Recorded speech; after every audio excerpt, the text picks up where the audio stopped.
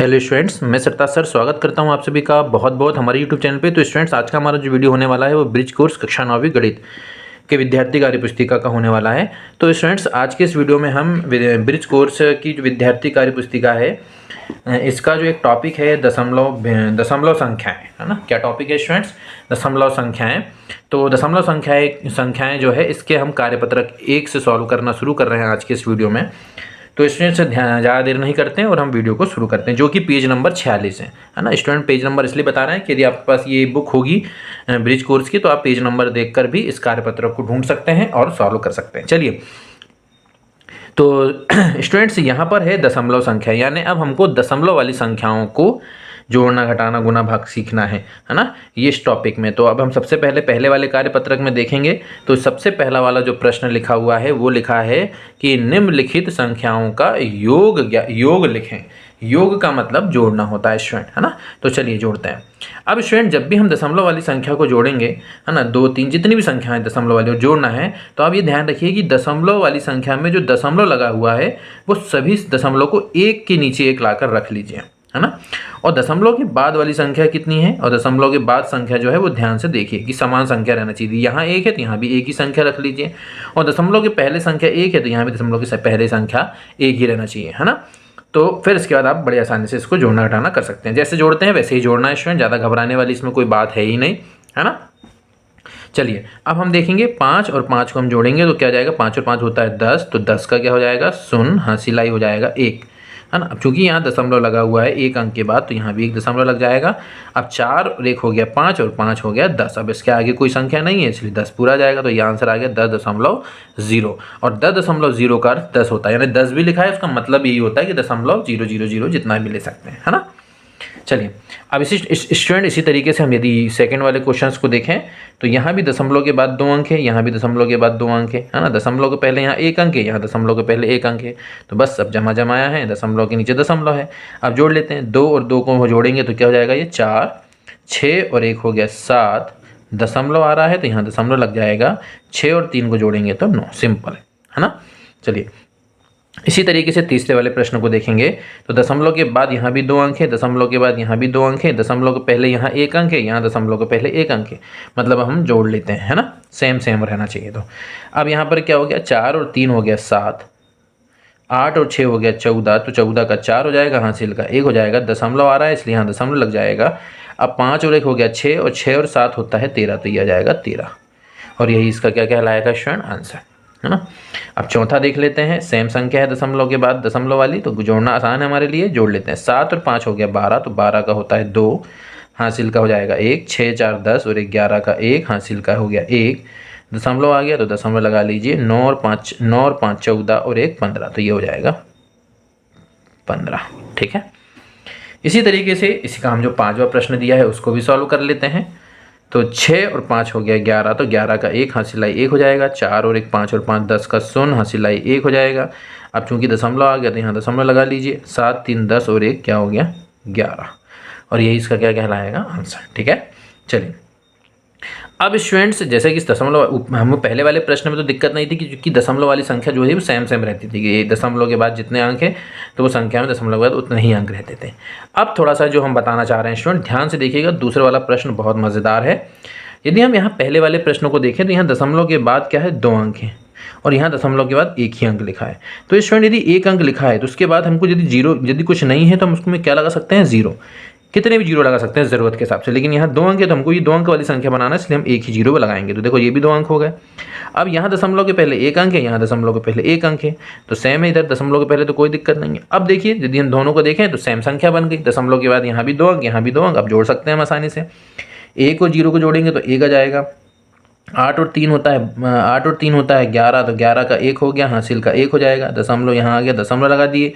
4 और 1 5 और 5 10, तो ये आ जाएगा आंसर 10, ठीक है। चलिए, अब इसी तरीके से यदि हम दूसरे प्रश्न को देखें स्टूडेंट, तो यहाँ दशमलव के बाद 2 अंक है और यहाँ दशमलव के बाद 1 ही अंक है, तो 2 अंक बनाने के लिए यहाँ पर आप 0 लगा लीजिए, है ना, 0 हम लगा सकते हैं। अब जोड़ लीजिए, 5 और 0 को जोड़ेंगे तो यह हो गया 5, 9 और 6 होता है 15 का 5, हासिल आई 1, दशमलव है तो दशमलव लगा लीजिए। 6 और 3 9 और 1 10, तो ये हो जाएगा 10, ठीक है। चलिए अब वाले प्रश्न को यदि हम देखें, जोड़ने वाला दशमलव के बाद यहाँ भी 2 अंक है, दशमलव के बाद यहाँ भी 2 अंक है, मतलब कोई दिक्कत नहीं है, जोड़ लीजिए। 5 और 5 10 का 0 हासिलाई 1, 8 और 7 15 और 1 हो गया 16, 16 का 6 हासिलाई 1। अब दशमलव आ गया तो दशमलव लगा दीजिए, 1 और 1 2 और 1 3, तो यह हो गया 3 आंसर। ठीक है। इसी तरीके से यदि हम चौथे प्रश्न को देखें तो चौथा प्रश्न में क्या दिख रहा है हमको, दशमलव के बाद यहाँ भी 2 अंक है, दशमलव के बाद यहाँ भी 2 अंक है, तो जोड़ लीजिए। 3 और 2 हो गया 5, 4 7 और 4 हो गया 11, तो 11 का 1 हासिलाई 1। अब दशमलव आ गया तो यहाँ लगा लीजिए दशमलव। 9 और 1 10 और 5 15, तो ये आ जाएगा 15। ठीक है आंसर। अब स्टूडेंट यदि हम पांचवें प्रश्न को देखें तो यहाँ दशमलव के बाद 2 अंक है और यहाँ दशमलव के बाद 1 ही अंक है, तो 1 अंक है तो हम बाद में 0 लगा सकते हैं, तो हो गए 2 अंक। जैसे 0 लगाए 2 अंक हो गए। अब जोड़ लीजिए, 8 और 0 को जोड़ेंगे तो आ गया 8, 5 और 7 को जोड़ेंगे तो 12 का 2 हासिलाई 1, 7 3 10, और ये दशमलव यहाँ पर था तो दशमलव यहाँ लगा लें। ठीक है। चलिए अब स्टूडेंट्स प्रश्न क्रमांक तीसरा जो है वो 1 के नीचे 1 नहीं है, अब वो प्लस की संक्रिया के रूप में आपको एक ही लाइन में दिया जाए, तो इसको कैसे करेंगे स्टूडेंट। जैसे हमने बताया कि यहाँ पर दशमलव के बाद कितने अंक हैं 3, यहाँ दशमलव के बाद कितने अंक दिख रहे हैं 2, तो 1 0 लगा लो, होगा यहाँ भी 3 अंक। यहाँ दशमलव के पहले कितने अंक हैं 2 और यहाँ दशमलव के पहले कितने अंक हैं 3, तो 3 अंक यहाँ भी बना लीजिए। दशमलव के पहले तो 2 तो हैं, तो उसको पहले 0 लगा लीजिए। दशमलव लगा है तो बाद में कितने भी 0 लगा सकते हैं, और दशमलव लगा है तो संख्याओं के पहले कितने भी 0 लगा सकते हैं ज़रूरत के हिसाब से। अब देखो जोड़ लेते हैं, यहाँ पे 3 अंक है, यहाँ भी 3 अंक है, तो अब इकाई का अंक यहाँ पर 6 है, यहाँ 0 है, तो 6 और 0 को जोड़ेंगे तो कितना जाएगा 6। यहाँ दूसरा दहाई का अंक 4 है, तो यहाँ पर कितना दिख रहा है 1, तो 4 और 1 कितना हो जाएगा 5। यहाँ 2 है और यहाँ 5 है, तो 5 और 2 कितना हो गया 7। अब दशमलव आ गया 3 अंक के बाद, तो दशमलव लगा लो। अब यहाँ क्या लिखा है 2 और यहाँ पर पहले क्या आ रहा है 2 और यहाँ 4, तो 2 और 4 कितना हो गया 6। यहाँ 1 और ये 5, तो 1 और 5 कितना होता है 6। 0 और 1 कितना होता है 1, तो ये जाएगा 166.756। समझ में आ रहा है स्टूडेंट। चलिए और प्रश्न करेंगे तो और चीज़ों के लिए होगी। अब यहाँ देखिए स्टूडेंट दशमलव के बाद 3 अंक है, यहाँ दशमलव के बाद 2 ही अंक है, तो 1 0 लगा लीजिए। ये भी दशमलव के बाद 3 अंक हो गया, है ना। अब यहाँ पर दशमलव के पहले 1 अंक है, यहाँ दशमलव के पहले 2 अंक है, तो 1 अंक है तो इसमें एक और 2 अंक बनाने के लिए 1 0 और लगा लो पहले। अब देखिए 5 और इसके सबसे पहला वाला इधर दशमलव के बाद कितना अंक दिख रहा है 0, तो 5 और 0 मिलके कितना हो गया 5। 6 और ये 6 मिलके हो गया 12 का 2 हासिलाई हो गया 1, है ना, हासिलाई हो गया 1। 2 और 3 5 और 1 मिलके कितना हो गया 6। अब फिर आ गया 3 अंक के बाद दशमलव, तो यहाँ लग गया दशमलव। फिर 0 और 5 मिलके हो गया 5, 1 और 0 मिलके हो गया 1, और यही इसका क्या कहलाएगा आंसर। समझ में आया। चलिए अब स्टूडेंट्स यहाँ पर जो तीसरा सवाल है उसमें यदि हम देखें तो यहाँ पर 42.63 धन 1.1234। अब यहाँ दशमलव के बाद 4 अंक है और यहाँ दशमलव के बाद 2 ही अंक है, तो 4 अंक बनाने के लिए आगे हम 2 0 लगा लेंगे, है ना। जैसे हमने 2 0 लगाए तो ये देखो ये भी 4 अंक हो गए। अब इस दशमलव के पहले यहाँ 1 अंक है और यहाँ दशमलव के पहले 2 अंक है, तो इसमें भी हम क्या कर सकते हैं पहले 1 0 लगा सकते हैं। ठीक है। चलिए अब जोड़ते हैं, 0 और 4 मिलके कितना हो गया 4, 0 और 3 मिलके कितना हो गया 3, 3 और 2 हो गया 5, 6 और 1 कितना हो गया 7। अब देखो 4 अंक के बाद दशमलव आ गया तो दशमलव लगा लिए। 2 और 1 हो गया 3, 4 और 0 हो गया 4, यही इसका क्या कहलाएगा आंसर। ठीक है। अब इसी तरीके से ये चौथा वाला सवाल जो है स्टूडेंट, तो हम इसको आपको वर्क दे रहे हैं, तो आप हमें कमेंट्स करके इसका आंसर ज़रूर बताइए, है ना। उम्मीद करते हैं कि आप कमेंट्स करके इसका आंसर हमको ज़रूर बताएंगे। यदि कोई डाउट है तो भी आप हमें कमेंट्स करके ज़रूर बताएं। चलिए स्टूडेंट्स, यदि आपको वीडियो अच्छा लगा तो फटाफट लाइक करते जाइए, और यदि आपको अच्छा लग रहा है और आप यदि किसी की मदद करना चाह रहे हैं और यदि किसी फ्रेंड्स को सिखाना चाह रहे हैं तो उनके तक भी ज़रूर हमारे इस वीडियो को शेयर कीजिए। चलिए तो चौथा प्रश्न है स्टूडेंट हमारे पास, तो वो ये है कि एक बैट का मूल्य कितना है 500 रुपये 50 पैसे है और एक गेंद का मूल्य 25 रुपये 75 पैसे है, तो दोनों वस्तुओं का कुल मूल्य क्या होगा। कुल मूल्य पूछ रहा है दोनों वस्तु का, है ना। तो इसका मतलब है कि हमको क्या करना है, इसको जोड़ देना है। क्या करना है स्टूडेंट, जोड़ देना है ना। तो 500 रुपये है, तो ये देखिए हमने 500 दशमलव यहाँ लिख दिए 50। अब दूसरी दशमलव वाली संख्या में दशमलव के नीचे दशमलव लगाना है। अब यहाँ दशमलव के बाद 2 अंक इधर क्या है 75, तो यहाँ हमने 75 लिख लिया। पहले 25 है तो यहाँ पर 25 लिख लिया इस तरीके से। अब देखो यहाँ दशमलव के बाद 2 अंक है, यहाँ भी 2 है, कोई दिक्कत नहीं। यहाँ दशमलव के बाद 2 है, यहाँ 3 अंक है, तो यहाँ पर 3 अंक बनाने के लिए 0 लगा लो और जोड़ना है। अब जोड़ लेते हैं इसको।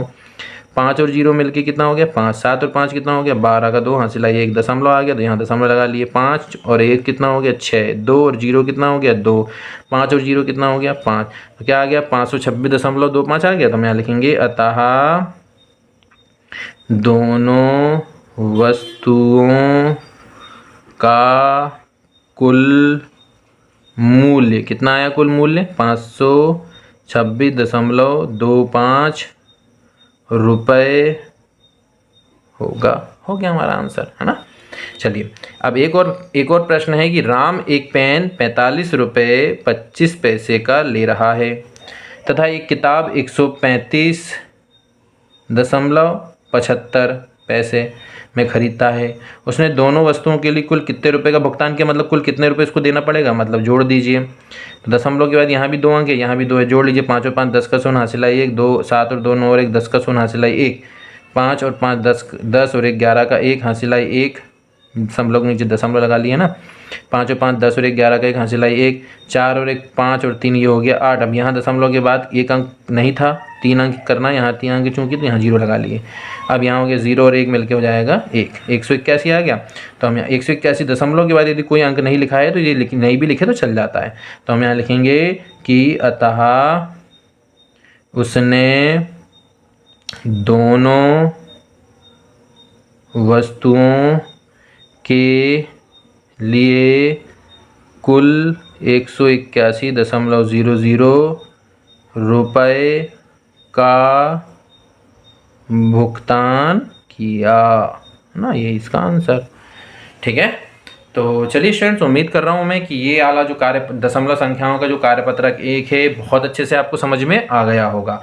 तो स्टूडेंट्स, यदि आपको ये अच्छे समझ में आ गया है और एक क्वेश्चन हमने ये वाला जो है ये वर्क में दिया है, आप हमें कमेंट्स करके इसका आंसर ज़रूर बताइए, है ना। और यदि कोई डाउट आ रहा है तो भी हमें कमेंट्स करके ज़रूर बताएं। तो चलिए स्टूडेंट्स, उम्मीद करते हैं कि आपको इस कार्यपत्रक के माध्यम से दशमलव वाली संख्याओं को जोड़ते अब बन जाएगा। यदि आपको हमारा वीडियो अच्छा लगा हो तो वीडियो को लाइक कीजिए, चैनल को सब्सक्राइब कीजिए और दोस्तों के साथ शेयर कीजिए। फिर मिलेंगे अगले वीडियो में, तब तक के लिए धन्यवाद। जय हिंद।